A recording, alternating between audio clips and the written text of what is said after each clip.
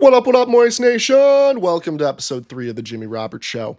Today, we're going to be talking about the Russian Revolution, why it happened, what came of it, how it compares to America now, and we're going to kind of investigate how we could draw some potential outcomes as to what the future of America has in store for us, and use the Russian Revolution, to inform those outcomes. Let's get into it.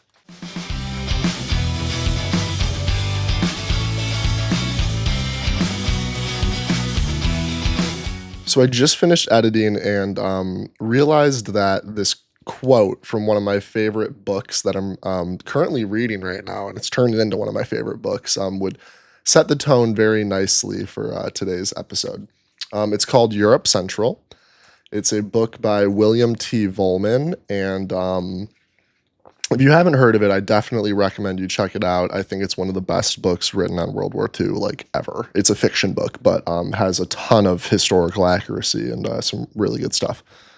So let me read this quote to you real quick. So many revolutionaries are intellectuals, a class of people whose aspirations tend to run ahead of their capabilities.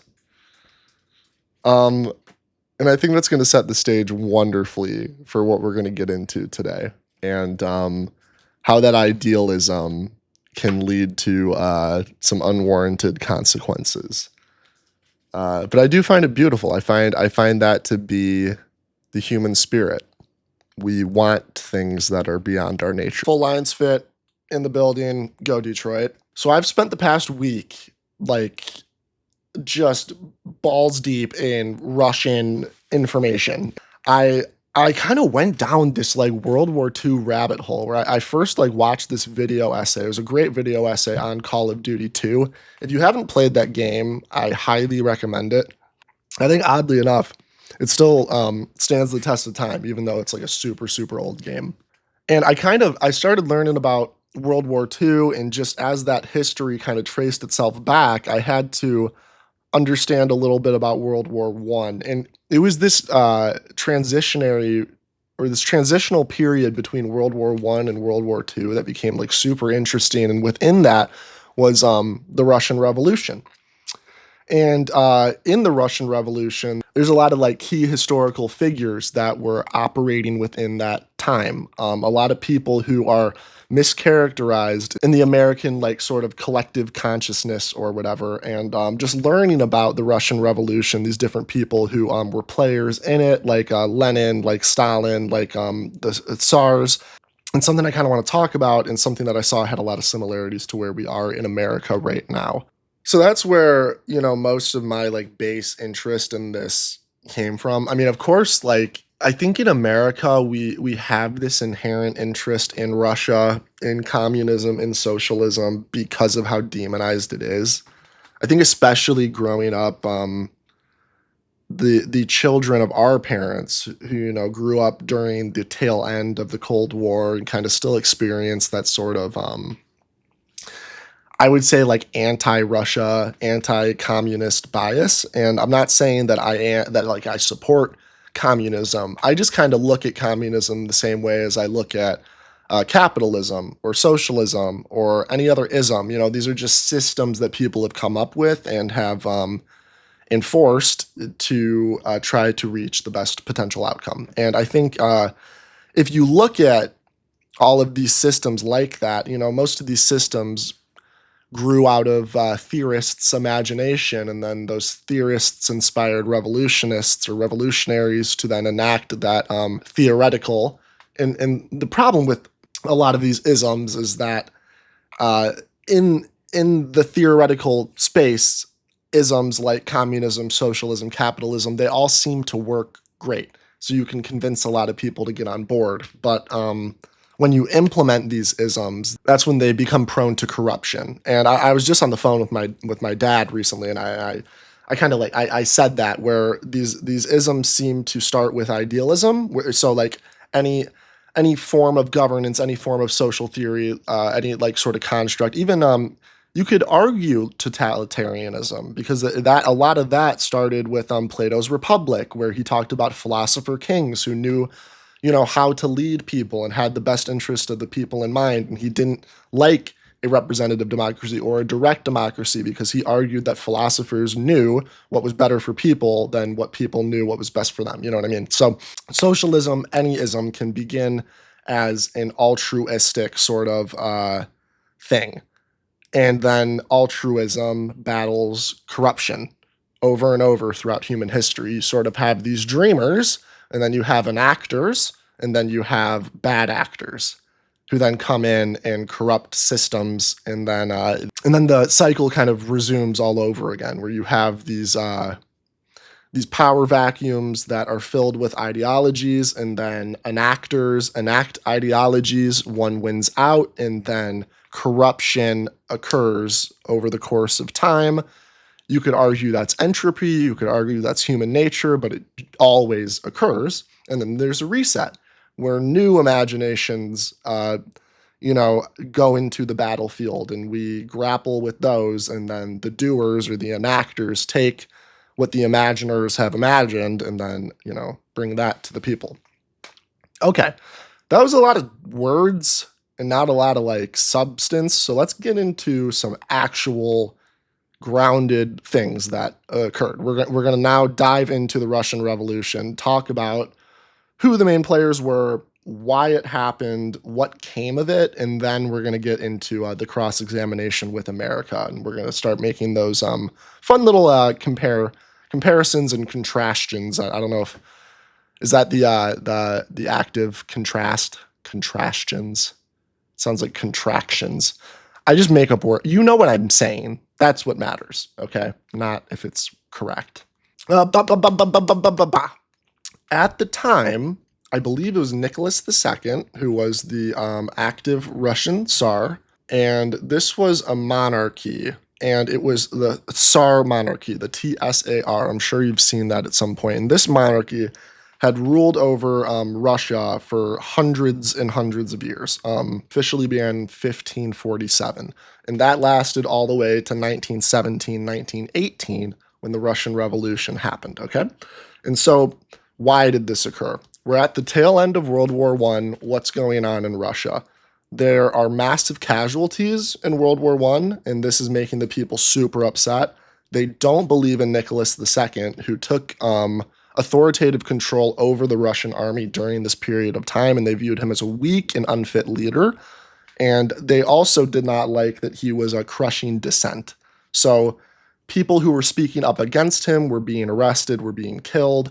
And there was even a peaceful march on his palace led by, so this was called St. Petersburg Workmen's Petition to the Tsar. And this happened in 1905. Okay, so this was this was called Bloody Sunday, and this was a while before the actual revolution occurred. But it was this was a pivotal event that sort of began this this disillusionment with the monarchy at the time. This was a strike led by, or not a strike, but a peaceful protest, a march towards Nicholas II's Winter Palace. It was led by an Orthodox priest, and his name was Gregory Gapin.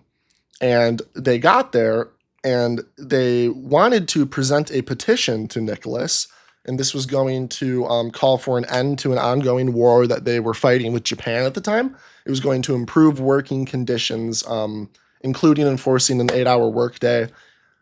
Civil liberties would be enacted, and there would be an establishment of, I believe, a national parliament was what these people wanted. Nicholas II did not like this at all, and he ordered his guards to start shooting at these people at random, and it killed hundreds. And so, when people talk about the Russian Revolution, they kind of confuse these two events, because in 1905, it was technically a Russian Revolution that was, led by Father Georgy Gapon, this peaceful march of workers onto Nicholas II's Winter Palace, and this was in 1905. This is one of the Russian revolutions, okay? The other one occurred, as we were talking about earlier, in 1917, 1918, at the tail end of World War I. And so it led to this creation of a lot of revolutionary groups, and it led to this creation of mass dissent with the current status quo. Okay, so Bloody Sunday, 1905. failed revolution. Now, World War I is occurring, okay? Nicholas II is still in charge. A lot of Russians are going to war and dying. The economy's a mess. Working conditions are terrible. The people aren't making, enough money to really survive, and they want something to change. And so this leads to the next Russian Revolution, the successful Russian Revolution in 1917, 1918. This was a period of mass political and social upheaval, okay? We talked about, them not seeing Nicholas II as a fit leader. We talked about World War II economic hardship. We talked about World War II conscription hardship. We talked about these soldiers who are dying and how that really shook the people at home in Russia. So this February Revolution occurs, okay? And this is also sort of what people get wrong a few times. They think the Russian Revolution is one sole event. It was two. It was the 1905 revolution, the failed revolution, and now this 1917, 1918 successful revolution. But at the beginning of 1917, it was the February Revolution. And so this period is when it was kind of like an unorganized revolution of a bunch of different groups kind of protesting, going on strikes in Petrograd, which is now St. Petersburg, okay? And so Nicholas II did not see this as like a good thing, obviously, and he ordered his troops to go after these people, such as he did in 1905. However, the difference is that this time the military decides to not listen to Nicholas II. And so Nicholas II kind of like disappears, and we'll get back to him. He's captured and he's held, and he's then executed by the Bolsheviks, who will take power in 1918. But so basically, February 1917, the military doesn't listen to Nicholas II anymore. And this leads to this power vacuum until later on in the year 1917, October. And so in between February 1917 and October 1917, you have a provisional government. And this provisional government, because there was such like a difference in direction, they really struggled to address the nation's problems, including the war effort, which was like the central sort of social problem at the time, along with the economic problems. But a lot of this was driven by the war. So now we're going to get into Lenin. Lenin becomes a really important figure here in 1917 in October. Okay, and there's a lot of interesting groups that are around at this time. Lenin is the leader of the Bolsheviks. Okay, and the Bolsheviks are a communist sort of party where it is proletariat. It's a proletariat dictatorship. And what does that mean? The proletariat is the industrial working class. And this industrial working class, Lenin viewed as the class throughout all of history that has been exploited by the bourgeoisie, and this bourgeoisie is the monarch or the owning class, the bureaucrat class. Okay. So, to understand Lenin and his ideologies, and to understand the Bolsheviks and their sort of idea about this proletariat dictatorship that will lead to a stateless, classless, communist world, we need to talk a little bit about Karl Marx. Karl Marx was a theorist who initially came up with Marxism, which became Leninism, Stalinism, communism, social. A lot of things evolved from Marxism and his theories.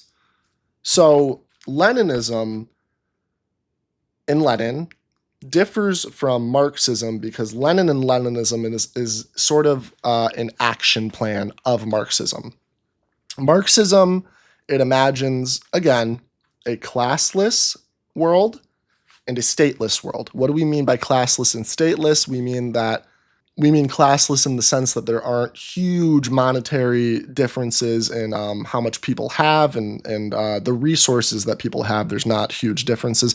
In stateless, there aren't governments or bodies of discerning voices that would sort of decide the economic and potential future of a body of people or a country, et cetera, et cetera. So The baseline belief of Marx is that the state is a tool used throughout all of history to enact class oppression.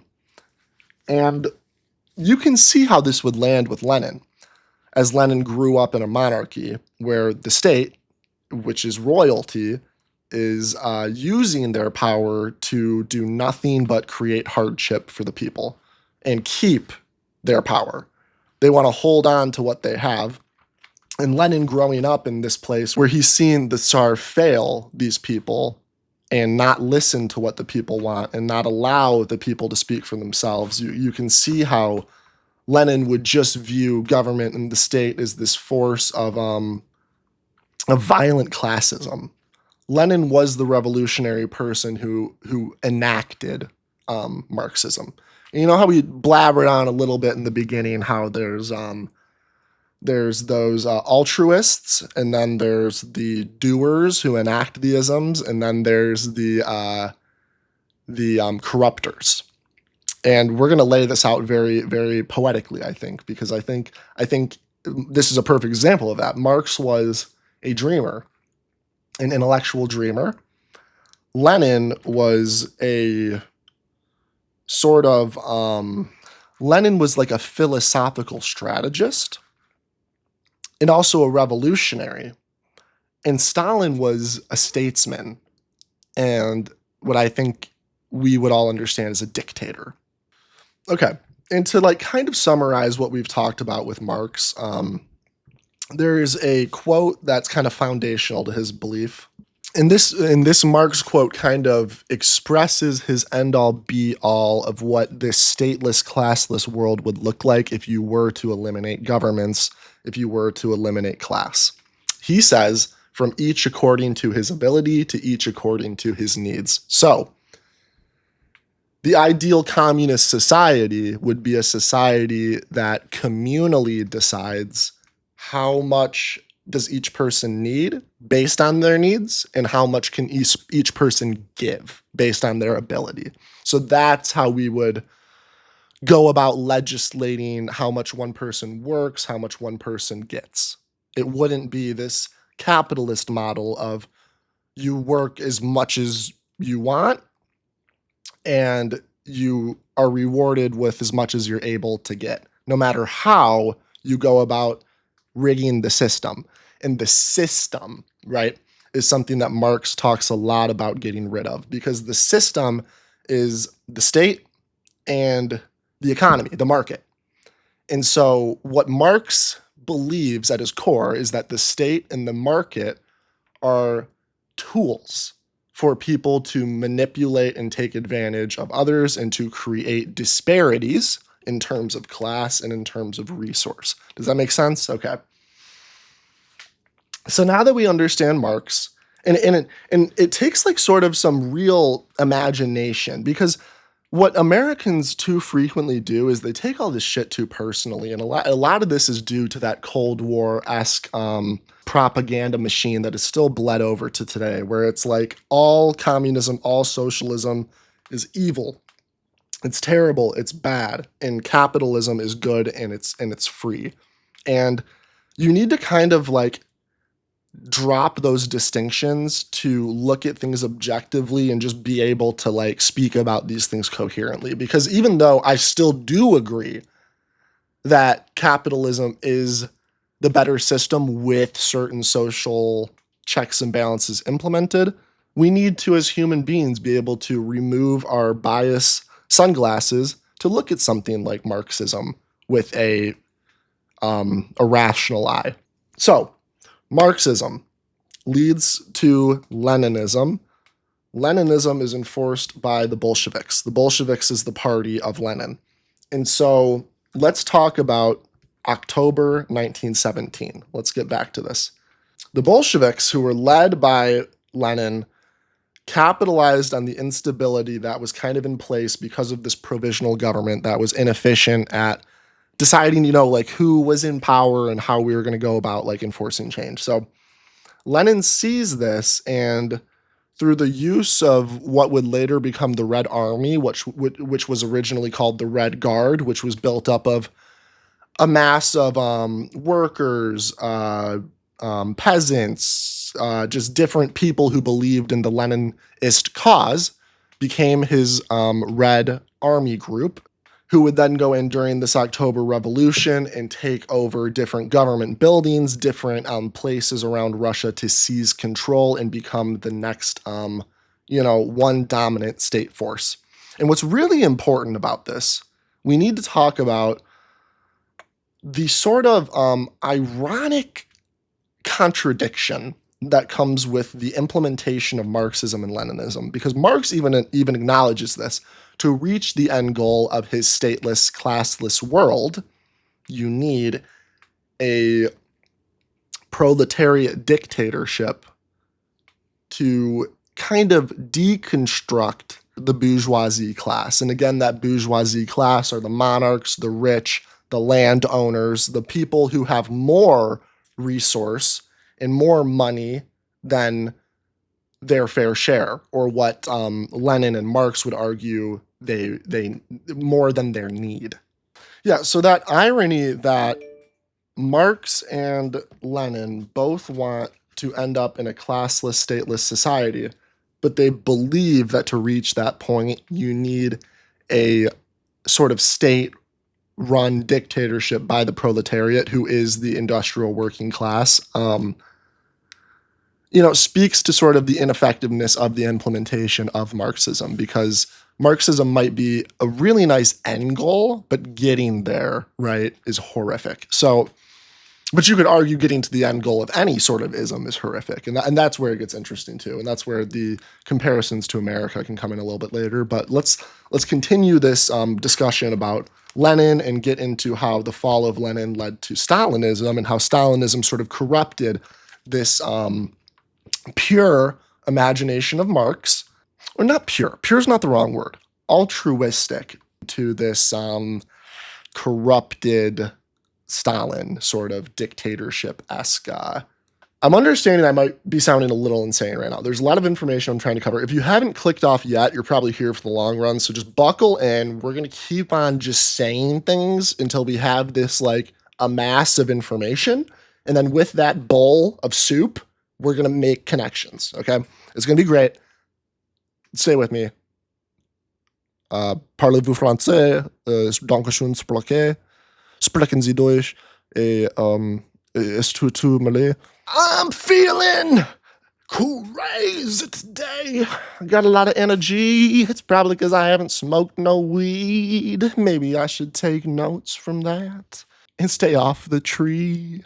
But then I get depressed because Trump takes away rights by deporting without fair trial, so I have to smoke at night to feel all right. And then I'm like, shit, if I talk about the Christian nationalists, will I get deported to El Salvador, where I'll get fucked in the shit hole? That was really bad. I might like not post any of that. Russian Revolution, 1917, Bolsheviks take it over, and then they're like, all right, you know what? Lenin was like, oh, okay, these people love me so much, I'm gonna have an election. And that way, once I win the election, all the dissenters will pipe down, because I kind of, I gave them a chance. I was like, all right, the SRs, or what were the SRs again? God damn it. 1917 Russia, SRs, Socialist Revolutionary Party. The Socialist Revolutionary Party, who were the Bolsheviks' main political opponent. The Bolsheviks were like, okay, we're going to give you a chance. We're going to let you run. We're going to let you hold this vote, but then you're going to lose. But then it didn't happen, right? The Socialist Party won, and the Bolsheviks and Lenin were like, blah, blah, blah, what? And the Bolsheviks were like, no, that can't be, because the only way to lead socialism or Marxism forward, very just blankly, Marx viewed socialism as the beginning stages of communism. He viewed communism as the end game. Communism is the stateless, classless world. Socialism is the transitionary period to that. So the Bolsheviks lose this election, okay? And Lenin is like, no, that can't be. The only way to reach Marxist's endgame communism of this stateless, classless world is to have this proletariat dictatorship against the bourgeoisie, to dismantle the bourgeoisie, which is the form of socialism that Marx views as the transition to communism. And so Lenin was like, no, we can't risk all the progress we've made dying in vain. So he says this was a illegitimate election, and he uses the Red Army to kind of take over Russia. Okay. And in opposition to the Bolsheviks, the White Army forms, and these are various factions, other socialist groups, some capitalists, some peasants who saw the SRs as more on their side, because the SRs were more of like this agriculture agrarian type of socialism, where there would be land redistribution, there would be all these different things, where the Bolsheviks were this, remember, the industry class socialists who viewed the peasants as sort of just people who needed to provide the sustenance for the industrialists who would then move the world forward. And these industrialists, Lenin believed, would generate more than enough output to provide for all the people in the end anyways. So history is an experiment in failed idealism. Remember? Marx the idealist, Lenin the strategist, and Stalin the dictator. And we're going to repeat these terms over and over because these repeat throughout history. We could even say the founding fathers are the Marxists, are the idealists, or maybe the founding fathers would be the Leninists, right? Because I'm sure the founding fathers had, or I know they do. I know, like John Locke was a like there were a lot of philosophers who wrote about being free and having a democratic system that inspired the founding fathers to then go and be like Stalin, be the sort of philosophical implementers that then led to somebody like Trump, the dictator, where in Russia it led to somebody like Stalin, the dictator. So this brutal Russian civil war happens between the Red Army, the Bolsheviks, the Red Army, and the White Army. And the White Army, remember, that opposing force to this failed election, or this stolen election, because it was a stolen election. The Bolsheviks lost. Lenin lost that election to the SRs, and the SRs then joined in to form the White Army, but the White Army was crushed. And so this led to an assassination attempt upon Lenin. And this is the thing that kind of led to Stalin, right? This is where we get into Fania Kaplan. Fania Kaplan, I think I'm pronouncing that right. So she was 28 when she did this, and she viewed Lenin as a traitor to the socialist movement, or to the revolution as a whole. Because remember, Lenin was advocating for this sort of like the people are choosing me. The people are propping me up. The people want this proletariat dictatorship. But when he had that election and he lost, people like Fania Kaplan viewed him as a traitor when he, overtook the people that he lost to, when he used the Red Army to kind of just take the country. And so Fania Kaplan, she goes and tries to assassinate Lenin, but she fails. But she lodges a bullet inside of him, which leads to complications, and he dies 6 years later. Okay? And that's how Stalin came to be. Because Stalin used to work for Lenin. Stalin was part of the Bolsheviks. He was part of them. And Lenin and Stalin disagreed a bit, but Stalin was still a Marxist-Leninist, right?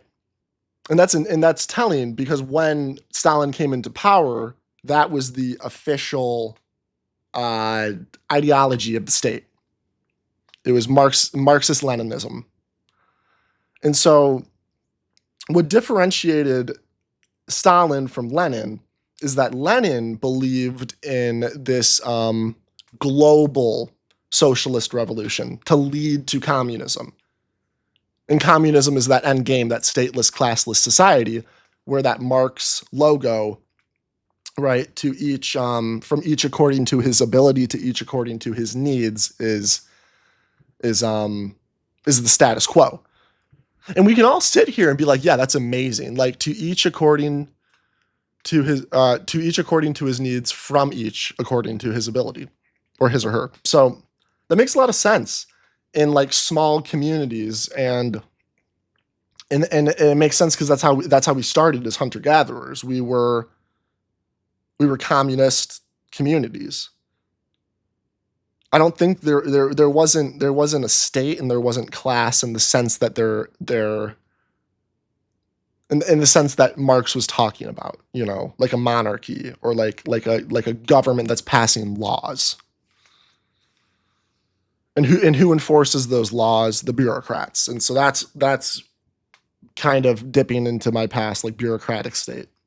You can call any state with laws a bureaucratic state because bureaucrats enforce the will of the rulers or the governors or whatever you want to say. We have an interpretation as governance being this sort of like free thing because we live under this facade of representative democracy. It was representative democracy once upon a time, back when we had multiple parties, back when there wasn't gerrymandering, back when there wasn't Citizens United. Now we live in a plutocracy where the will of the rich is enacted in government because everybody in government is bought.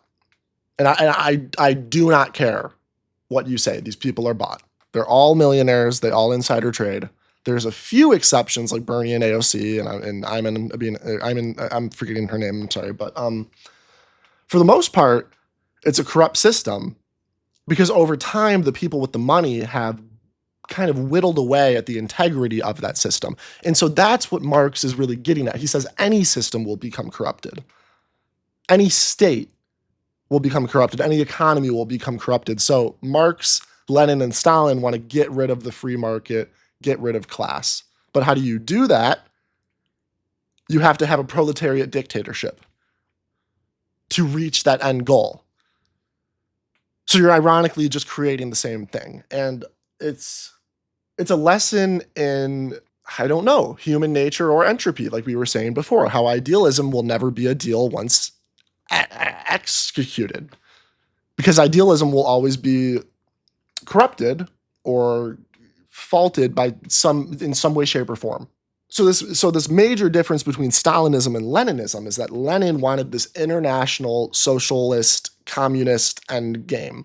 Or I'm sorry, the socialist like to get to communist end game classless stateless society. Whereas Stalin saw Russia as an opportunity to do this, where Lenin didn't see communism working unless class consciousness with the proletariat throughout the entire world was achieved. Because what he believed, you could never be a sort of like nationalistic communist place, or else you become like North Korea. And he saw that. But Lenin didn't.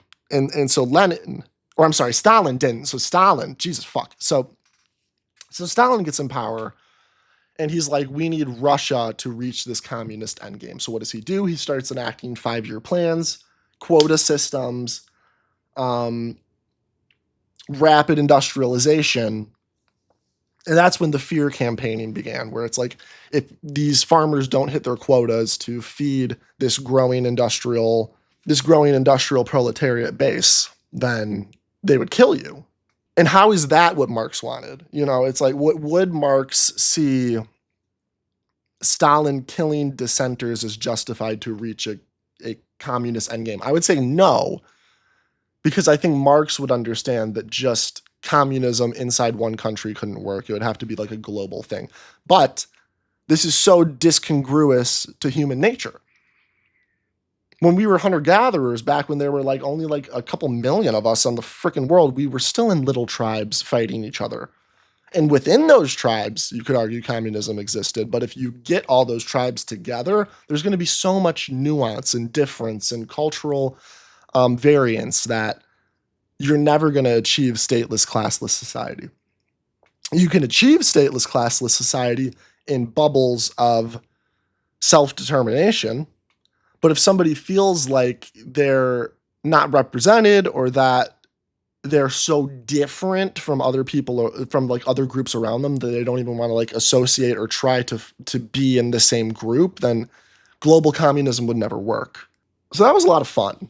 That was a lot of fun. So now we're going to kind of talk about where Russia was at that time, where the minds of Russian people were, and start to make the fun, comparisons and contrast. Is contrastion a word?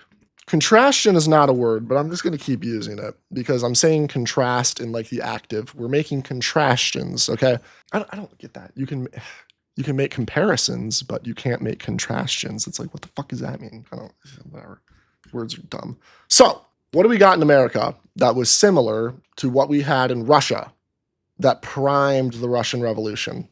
We could even see something like, we could say January 6th was similar to the failed revolution in 1905, even though it wasn't met with the same, like, you didn't have the National Guard out there shooting Trumpers, and you could argue, and I would argue that those MAGAers were in the wrong. It's still like a failed coup attempt, right? And you would say that was the same thing in 1905 when they marched on, when they marched on Nicholas II, failed coup. Okay, what does a failed coup represent? It represents that the people and the governing body are not seen eye to eye. And I don't have to like sit here and lay out to you in all the ways that the people aren't being properly represented by the law. We could even let's look at justice. I know we talked about justice a lot last week.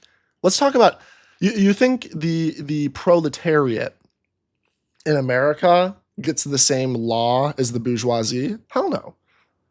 And again, we know the bourgeoisie, the ruling class, the wealthy class, the proletariat, the working class, the industrial class, as Marx would say. But I'm going to use proletariat just as our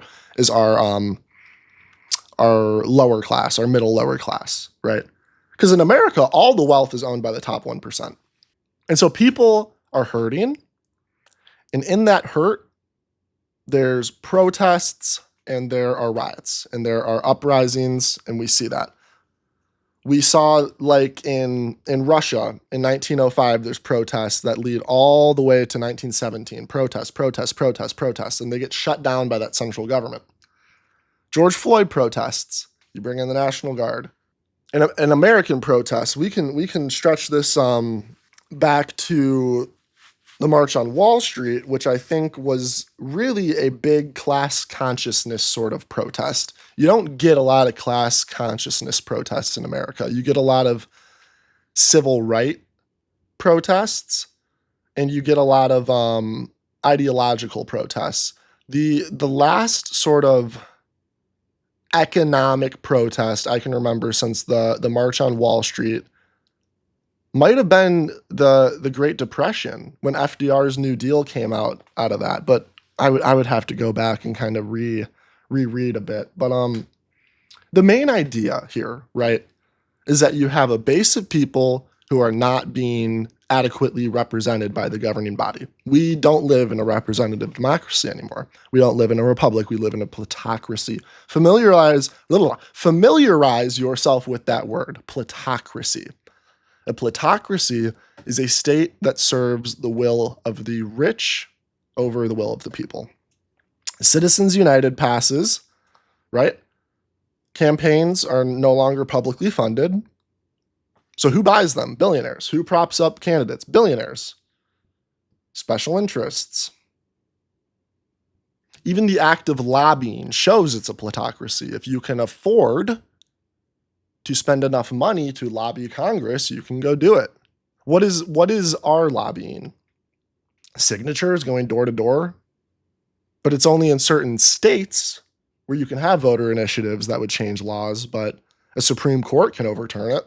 the more you learn and cross-examine political structures, economic structures, the more you can kind of get a pulse on what's going on. So there's an illusion that the people in the state want you to believe, and then there's actuality. Actuality, it's a plutocracy right now. So there's mass economic hardship, and there is a power vacuum and an ideological vacuum that needs to be filled by a leader, an ideology, or something. That's what happens with any revolution. And let's backtrack for a second, because I'm not arguing that America can't withstand what's going on right now. And I'm not saying that we would have to flip from a representative democracy to something else, or that we would have to flip from a free market to something else. What I am saying is that our free market and our representative democracy has been manipulated or has been corrupted over time so much to the point where they are not functioning in which, like, in the ways in which they were intended to do. So me saying something radical, like there needs to be a seismic shift in our economic policy and in our ideological policy, really, it's not so much saying I want to throw America off kilter. It's more like I want to return America to maybe a little bit more of what it once was. And not in the sense of, oh, I want to go back to like the 60s, but I want to go back to a time in which people were represented. And maybe that never was. Maybe it was always a facade, because I wasn't alive back then. We broke this down, I think, in our first episode when we talked about Trump, where disillusionment leads to faith vacuums that are filled by strong men and people like Trump. But let's dip into the Russian Revolution to look at maybe some potential future outcomes of America. And we'll think about that for a little bit. And then I want to end with just like a little discussion or critique or questioning on what Lenin and Marx would think about AI and AI communism. And if we could reach communism rather than a proletariat dictatorship, an AI dictatorship. And not in the sense that AI would be deciding things, but that algorithms that reflect communist ideals would be built into economic and state models. So it would no longer be people like you wouldn't be dependent on like a central authority force to make sure that this goes the right way. It would be an algorithm. So I wonder well, I did just kind of talk about that, but we'll get into it more later. So now we get to America. Trump's here because of the failure of the state and the economy to serve the people. Since the people are upset about their current situation, but don't have the organizational capacity to, go from a plutocracy to a democratic republic once again, or a representative democracy once again, they go from disillusionment to Trump. Because it's when you're in a time when I don't know how to put this, but when people are desperate, they don't connect to speeches about like philosophical.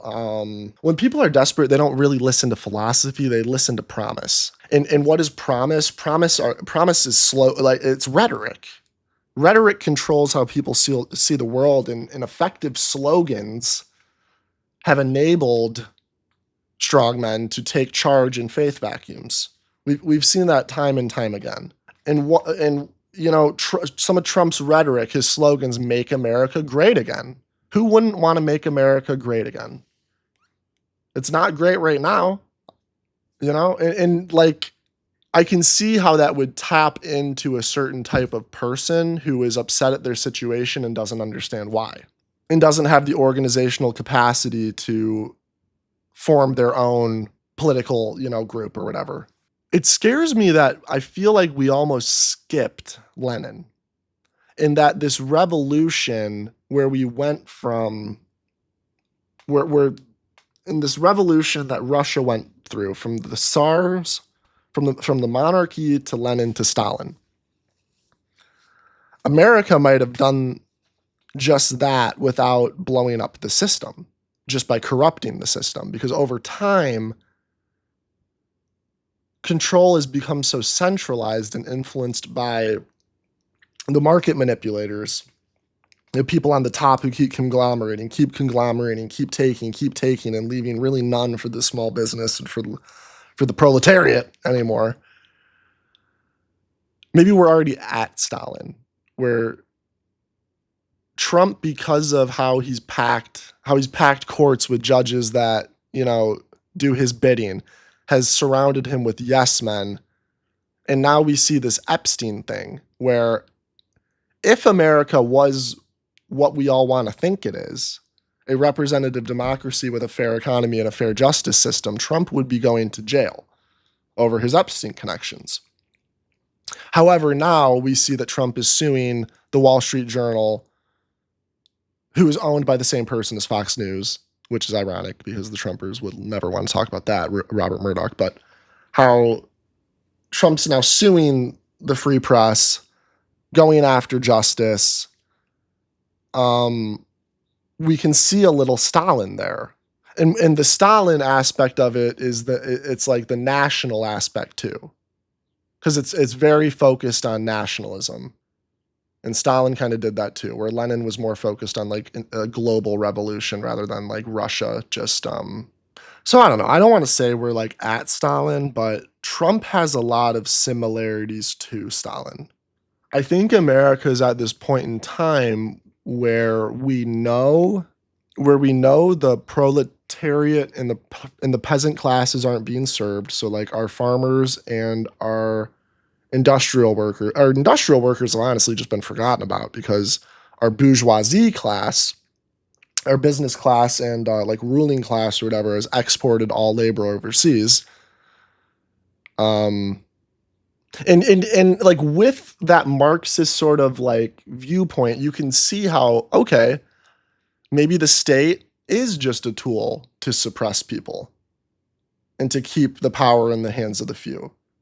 But in this American ideal, you would like want to believe that the state is this sort of like objective thing, or this sort of like uncorrupted thing that will enact the change that you want, or that will enact the change that's best for all people.